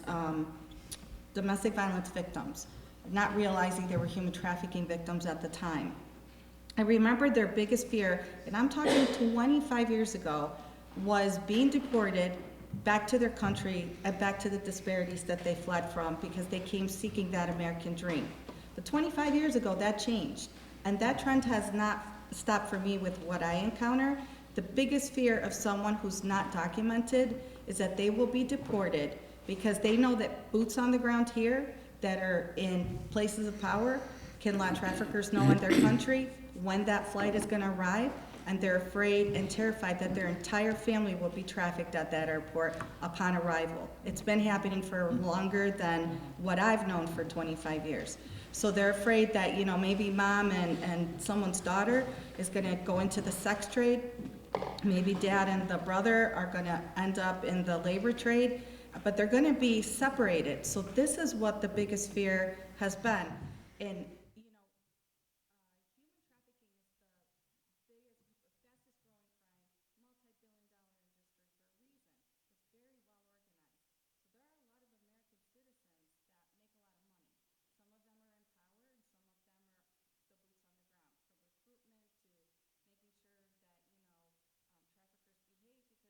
trafficking victims are terrified, even if their own families sell them into slavery in another country. They're terrified that the trafficker is going to make one phone call and they're going to hurt their family. So they tend to do what it is that they're supposed to. That's why I call them the invisible people that walk amongst us. They go to the mall, they go to concerts, they even work with us. So I just wanted to bring that point, that it is something that has been here, and I see both sides. You know, I see what's coming in that's not good, and that's been happening too for a really long time, and I see what's actually here and what our own American citizens have profited off of, you know, people, because people are a drug you could use and you got to buy more drugs, so a person could be used over and over again. So, and then I wish Border Patrol money for their tracking, how impressive the numbers are, and those are important numbers to know. But us service providers, we don't have money to be able to have the tools to track what we do know is going on. I mean, I used a paper system for the longest time because there's no funding, there's no platform, there's no one to share the information with. But I think that this is one of those meetings I'm feeling hopeful about, because I think that we move forward differently, and that's going to impact and help a lot of people. I think we're going to save lives as a result of what we're talking about here. So thank you. You're dead right. One question about people being afraid to be trafficked. We got a little girl from MS-13, 15 years old. She'd been trafficked for 3 years. So we got her, and then the cops in Washington State that had her didn't realize that she needed protective custody. They put her in a halfway house with people that were recovering alcoholics and drug addicts. Comes time for the hearing, I go up to the hearing, where's the little girl? The MS-13 guy's sitting over there laughing. He's got a defense attorney right next to him. That guy should burn in hell because the defense attorney got the witness list. And on that witness list was that little girl's name. And guess what? We never found her body. The judge dismissed the case. The kid from MS-13 stood up in that courtroom and went like this to everybody, to the judge, and walked out of there. So lots of people are afraid because the criminal justice prosecution system on our side doesn't protect the victims. Why should they come in if they're going to be murdered by MS-13, one of the biggest, most powerful gangs in the world? We have a lot of work to do. You got to pass that law. We do have to actually go to closing statements from our co-chair and our electeds. I'm not going to rush out of here. And obviously, we want more feedback with written testimony, and anyone else who has anything else they wanted to say to the group. To respect everyone's schedule, we do have to move to some of our closing statements. Mary Beth? Thank you. No, I have 2 words. Thank you. Thank you. You know, this is bringing back a lot for me, as I've been an attorney for a long time, over 30 years now, and worked for a good piece of that time in family court and with child protective. And so a lot of the conversation, you know, hits home particularly hard for me. I just want to say thank you. We do have a lot of work to do, but as I was sitting hearing you, I'm pulling out my notes from the previous task force meetings that we've had, and there is a lot to work with here. So very grateful and look forward to hopefully producing something that's going to be very helpful. You know, as we were talking about earlier, although we're in the minority conference, we consider ourselves to be the conference of ideas, and we can use that bully pulpit. We can come up with suggestions that, if you don't really care who gets the credit, you get a lot done. So we found that with other task forces that we've done, whether it's on workforce development or helping students to learn for work, and other ones that I've participated in just in the time that I've been in the assembly. So this will be like that, and I look forward to seeing it to completion, and I just want to say thank you again. Thanks for having it. Thanks for putting this together. Our host, Assemblyman Lamondes. Yeah. Thank you. I think this is wonderful, and thank you all for coming. As long as we continue to commit ourselves to this, that's the most important thing above all, I think. To your point, Alisa, we're gonna change lives. And that just takes each individual person to say, yes, I'm gonna be a part of this. That's all it takes. Just individual, personal commitment. And so, you have mine, you have ours, and I just want to look at all of you in the eye and tell you that. So we'll continue to work hard, we'll continue to gather resources, to turn resources into tactics, techniques, procedures that get results that decrease victimization. Save lives. We, thank you, sir. We would not be here, and this task force would not exist without the minority leader, Will Barclay, to my right. Without his leadership, we would not be, this platform would not have been created. We wouldn't be moving around the state like this. So I'd like to have our leader say some closing words. Thank you, Brian. Thanks for your leadership on this issue, and Mary Beth, for doing it. It is election season, so it's hard. These guys are traveling around the state trying to get information to be able to put together this report and hopefully lead to legislation that can attack this problem. Mary Beth stole my thunder a little bit, but I do want to say, we sometimes, because we all happen to be Republicans here in the minority, but this isn't a partisan issue, obviously. This is an issue about victims, and we want to, no matter if you're Democrat or Republican, I don't care, we want to be able to try to help the victims of these crimes. And so I'm very optimistic, and I also have been on several task forces and seen the success we've had in getting things accomplished as a result of these task forces. But it takes feedback, and thank you all, all of you, for giving us that feedback so we can be educated on this and then figure out what we can do to go forward. But so thank you all for being here, and again, thank you both for your leadership, and John, thanks for hosting this. And John, thank you very much for being here. One suggestion, can we take a big picture so when we're all in the nursing home, we can